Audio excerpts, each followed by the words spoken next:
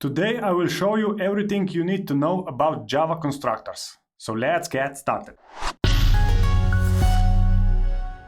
For this demonstration I have prepared a simple class that represents a person. So we have a class named person with fields name, surname and age, and all of the getters and setters for each field.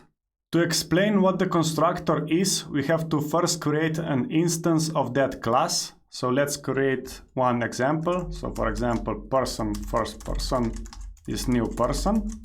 And then let's set it a name. For example, let's put set name John. And then let's output that name. So let's run this and you can see that John is printed. Okay, so what is a constructor? Constructor is basically a special method that it is called when you create an object. So in this case, a special method called person was executed when we created a person object, but you cannot see it directly from the code because every Java class has an implicit constructor that it is present automatically even if you don't code it by hand. So if we want to see how this constructor was executed, we have to define our own.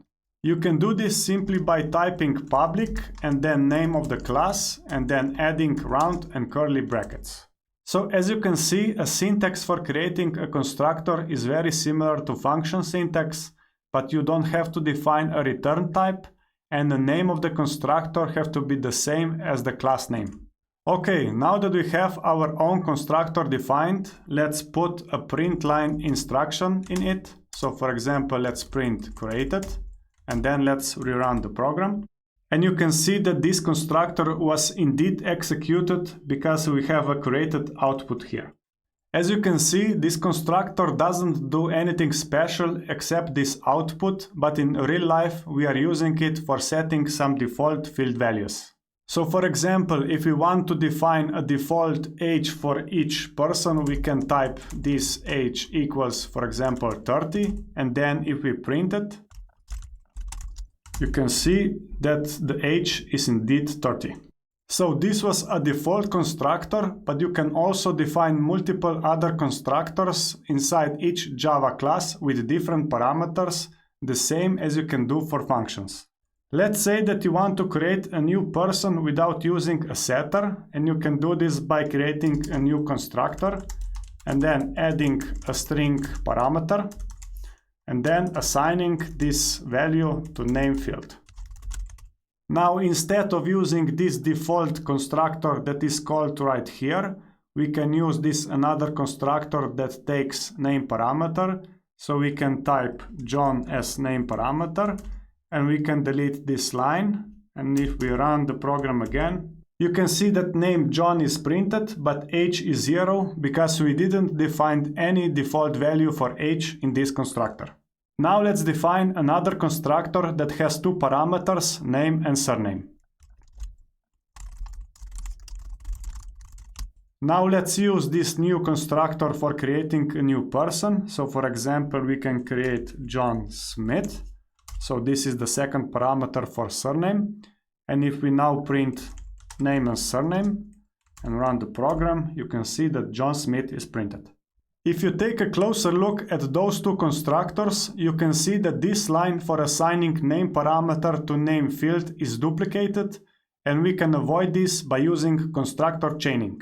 This means that you can call one constructor inside another, the same as you can do for functions. In our case, we will call this constructor inside this one, so we can do this simply by typing this, name and null. As you can see, this call is very similar to normal function call, but we cannot use person as a name because we are not allowed to do this. So we have to use this keyword, and in our case, this means using this constructor. Now that you know how to chain constructors, let me also show you how you can use copy constructors. So copy constructor is a constructor that takes an object as a parameter and then copies all of its fields. Let me show you this on one example.